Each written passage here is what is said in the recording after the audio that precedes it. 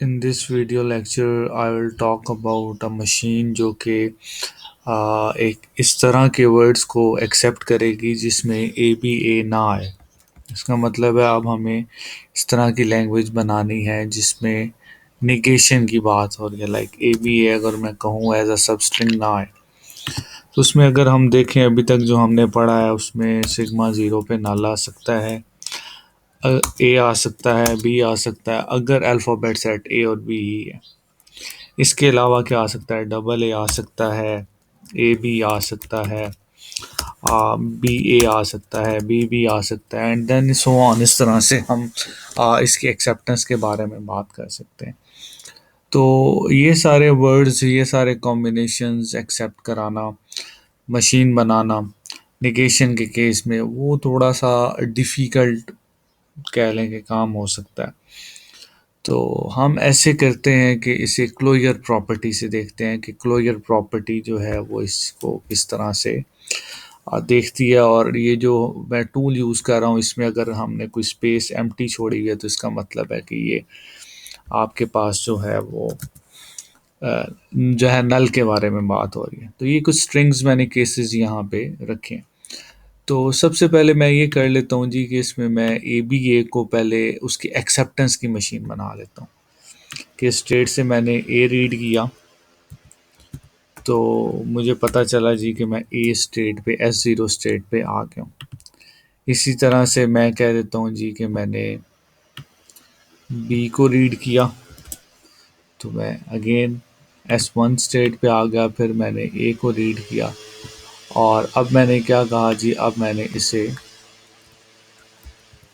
A B A read करके और S to को अगर मैं यहाँ पे क्लिक कर रहा हूँ तो इसका मतलब है कि मैंने फाइनल स्टेट बना दी है। ऑल दो अभी ये डी एफ ए नहीं है लेकिन हम अपने टेस्ट चला के देख लेते हैं।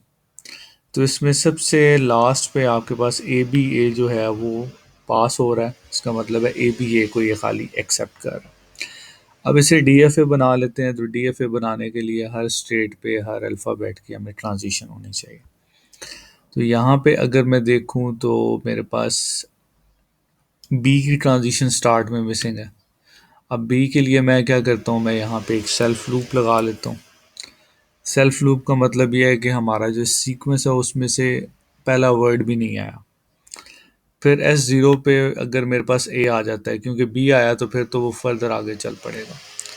तो व्हाट इफ मेरे पास अगर ए आ जाता है तो ए उसका पहला वर्ड है, वो जितनी बारी आए वो सीक्वेंस का पहला वर्ड ही अभी तक एक्सेप्ट हुआ होगा। फिर एस वन पे अगर ए आ जाए सीक्वेंस कंप्लीट हो जाता है, लेकिन अगर एस वन पे बी आ जाए तो इट मीन्स कि हमें अगेन स्टार्ट से देखना।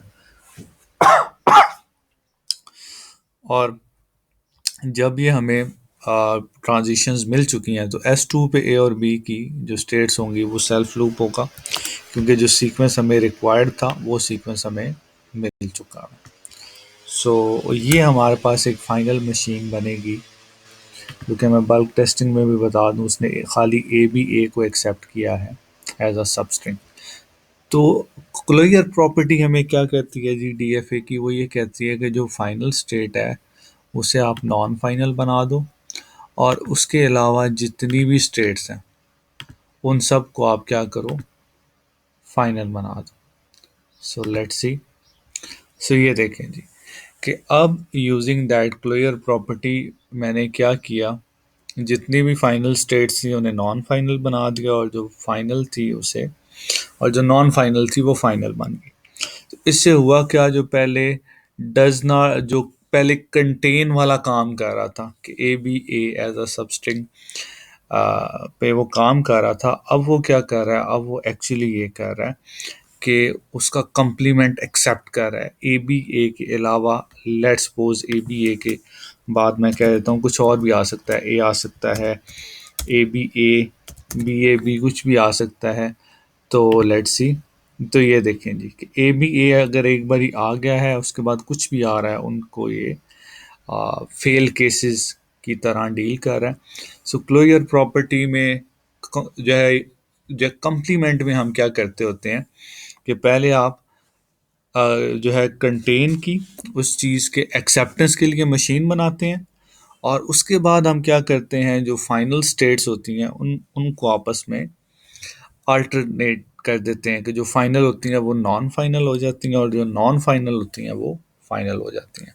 So that's all about today's lecture, जो कि complement property of a DFA पे था।